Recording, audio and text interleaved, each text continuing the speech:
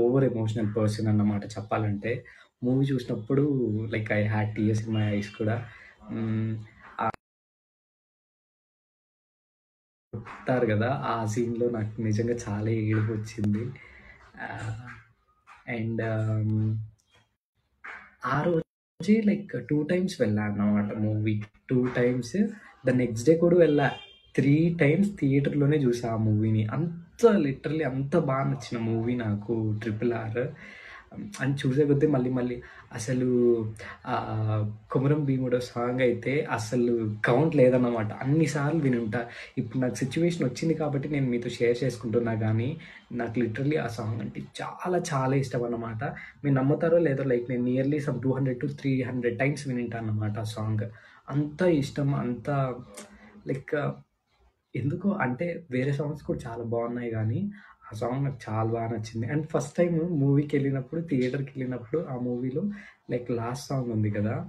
ఆ సాంగ్‌ని మిస్ అయిపోయామన్నమాట. అంటే సరే ఇంకా చదువు ఇవ్వండి అంటే లాస్ట్‌లో 'రామ్ చరణ్' ఎన్టీఆర్‌ని అడుగుతారు కదా! "నీకేం కావాలంటే చదువు నేర్పించన్నా" అన్నప్పుడు అక్కడ ఫిల్మ్ బై ఎస్ఎస్ రాజమౌళి అని వచ్చేస్తే, సరే అయిపోయిందేమో అనుకోని థియేటర్‌లో అందరూ లేచి ఎళ్ళిపోతుంటే మేము కూడా ఎళ్ళిపోయామన్నమాట. దెన్ లేటర్ తెలిసిందేంటంటే అక్కడ ఇంకా ఒక సాంగ్ ఉందని. అది సెకండ్ టైమ్ థియేటర్‌కెళ్ళినప్పుడు అప్పుడు అర్థమైంది. అయ్యో! ఇంకొక సాంగ్ మిస్ అయిపోయామే అని. సో, ఇదొక ఫన్నీ మూమెంట్ అన్నమాట. ఆహ్, బట్ చాలా నచ్చింది మూవీ. చాలా అంటే చాలా ఆహ్, లైక్ నేను హార్ట్‌కి తీసుకున్న మూవీ 'ట్రిపుల్ ఆర్.'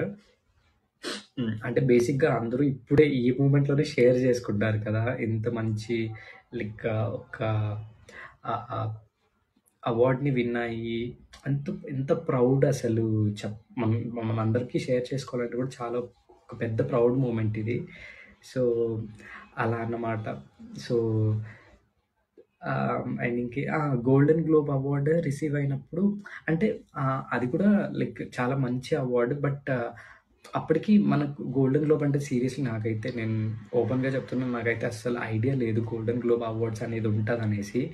ఆస్కార్ విన్నా గానీ ఎప్పుడు చూడలేదు. అసలెప్పుడు వినలేదు. రెడ్ కార్పెట్స్ అంటే మూవీలో మనం 'సైమాకి' లేకపోతే ఈ అవార్డ్ ఫంక్షన్